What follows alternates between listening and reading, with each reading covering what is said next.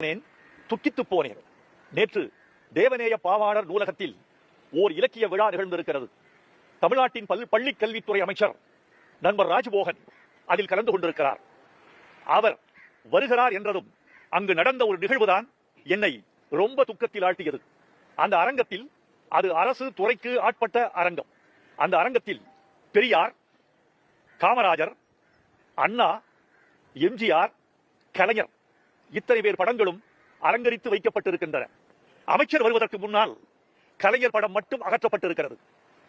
இதை கேட்டு நான் வெந்து போனேன், நொந்து போனேன். நூலகத்துல இருந்து கலைஞர் அவர்களோட போட்டோ எடுத்ததுக்கு இத்தனை பேர் கூவுறீங்க, சண்டை போடுறீங்க, பெரிய பெரிய ஆட்கள்லாம் வந்து உட்காந்து பேட்டி கொடுக்கறீங்க. எனக்கு அப்படி ஆயிருச்சு, இப்படி ஆயிருச்சு, நெஞ்சம் பதறிடுச்சு, இது என்ன அரசாங்கம் அப்படின்னு கத்துறீங்களே. அட அறிவார்ந்த பெருமக்களுக்கு, அந்த அறிவார்ந்த பெருமக்களுக்கு நான் ஒரே ஒரு கேள்விதான் கேட்கிறேன். தாவேக அரசு ஆட்சிக்கு வந்து எத்தனை நாள் ஆகுது? இன்னும் நீங்க வந்து திமுக சார்ந்த நிறைய மேயரா இருக்கட்டும், நிறைய கவுன்சிலரா இருக்கட்டும், அவங்க ஆபீஸ்ல விஜய் அண்ணாவோட போட்டோவை மாட்ட மாட்டோம்னு உட்காந்து அடம் பிடிக்கிறீங்களே, அது எந்த ரவுடித்தனம் நான் கேக்குறேன். அது என்ன ரவுடித்தனம்னு கேக்குறேன். ஒரு கவர்மெண்ட் ஆபீஸ்லயும், ஒரு கவர்மெண்ட் இடங்கள்லயும், அரசு சார்ந்த இடங்கள்ல எல்லாத்துலயும் அந்த முதலமைச்சரோட போட்டோ இருக்கணும். அதுதானே ரூல்ஸ்.